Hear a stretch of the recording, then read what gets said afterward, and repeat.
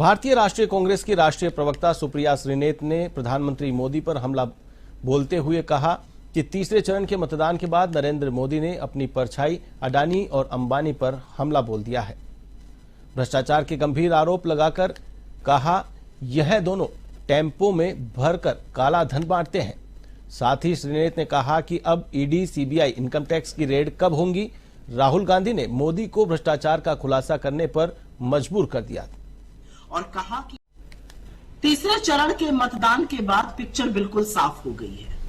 4 जून को ना तो भारतीय जनता पार्टी की सरकार बनेगी, ना नरेंद्र मोदी इस देश के प्रधानमंत्री बनेंगे।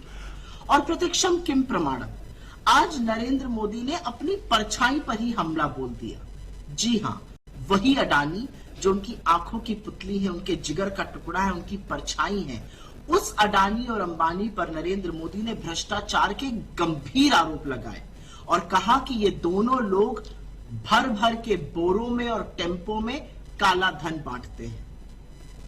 असलियत यह है कि अपनी हार की बौखलाहट के चलते मोदी जी हमलावर हो गए हैं अपने ही मित्रों पर, उन मित्रों पर जिनको 10 साल इन्होंने खूब कमवाया, जिनको नंबर 2 पर पहुंचाया सबसे अमीर लोगों की लिस्ट में।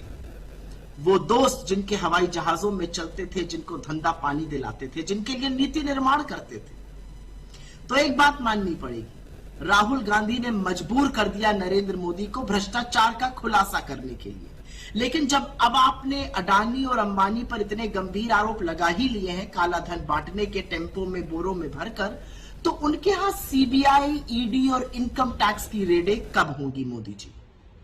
ये देश जानता है कि आप ही के चहेते हैं वो, आप ही के जिगर के टुकड़े हैं, आप ही की आंखों की पुतली है, आप ही की परछाई है, वो परछाई जिससे अब आप घबरा गए हैं।